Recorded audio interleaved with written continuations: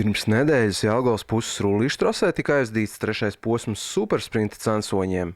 Pasākums kupli apmeklēts, kur uzvarētājus tik viegli vis neuzminēt.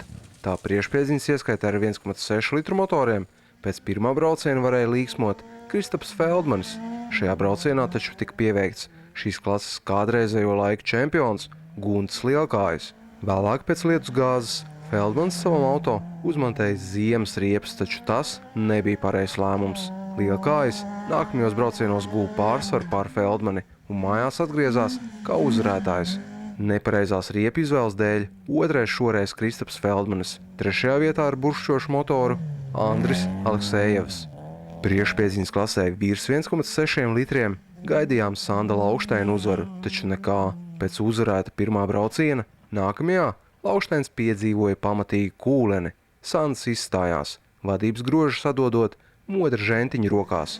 Tiesa turpat sekotājos žentiņam puses sekundes robežās atradās tas pats Guntis Lielkājs. Visi izšķīrās pēdējā braucienā. Tajā labākais Lielkājs gūstot to dienu jau otro uzvaru. Žentiņam jāsamierinās ar otro vietu. Pēdējā braucienā kādā bedrē viņam no rokām tika izrauts stūre. Aizmugurs piedziņas ieskaitē līderu pozīcijās ātri nonāca Andris Vovers. Apāvis savu auto ar jaunām riepām viņš nevienam nebija ķerams. Vēl vairāk, dažbrīd viņš pat uzstādīja labākos laikus starp pilnīgi visām vientilpu piedziņas mašīnām. 2 sākotnēji vinnēti braucieni. To spēja sakārtot Vovers jau sacensības sākumā. 3. braucienā tādēļ apzināti piebremzēts un sekots līdzi, kurš no brāļiem Tīdmeņiem gūs attiecīgi 2. un 3. vietu. Šoreiz 2. Aigars Tīdmanis, 3. gados jaunākais Gundars Tīdmanis. Dugoto auto klasē starp vientilpu piedziņas mašīnām šogad neuzveikto Jāni Cielēnu gan beidzot apsteidz kāds no viņa pāriniekiem. Pirmais šeit – Salvs Rambols. Cielēns maķinīt atrāvās no sekotājiem pēc pirmā brauciena, taču konkurenti arī nebija tālu. Nākamajā braucienā stresa ietekmē Cielēns izraisīja falšstartu un pēc šīs sacīkstes Jānis 2. aiz Rambola, 3. Raivis Poišs, arī viņam neveiksme. Pirmajā braucienā finišs nav ieraudzīts klasiskas vainas dēļ, nokrita ritenis. Ar šādu problēmu gan nesastapās Ingus Kalniņš Kalnieks, līderis dugoto aizmugurs piedziņas Žiguļu ieskaitē. Ingus darīja, ko var, taču te patraucēja priekšā braucošo mašīnu saceltie putekļi, te atkal paša kļūdas, pārlieku lielā ātruma dēļ izslīdot vai katrā līkumā. Rezultātā Ingus 6. pirmo vietu atdodot rallija pasaules zinošajam Raivim Grīnfeldam. Arī Grīnfeldam piedzīvojumi. 2. braucienā par šķību uzlikts tramplīnā, taču vienalga. Raivis ir uzvarētājs. 2. te Ārts Vojcišs. 3. ar ātrumkārpas problēmām startējošais Edgars Grīnītis.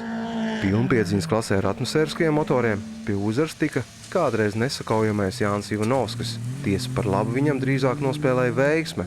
2. vietā finišējošais Ints Dimiņš nespēja uzbrukt Ivanovskim pēc tramplīna sašķieptā riteņa savērsuma dēļ.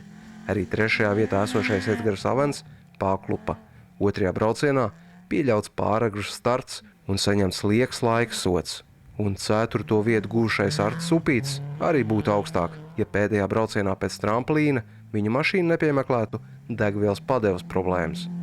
Pilnpiedziņas ieskaitē ar turbodzinējiem neuzveikts palika Kristaps Feldmanis. Jā, 3. braucienā viņš izstājās pārsestās riepas dēļ, taču līdz tam jau bija gūtas uzvaras. Drīzāk pēdējā braucienā visi izšķīrās Vigo Rubenim, kurš pēc uzvaras šajā iebraucienā teorētiski varēja nokļūt uz goda pjedestāla.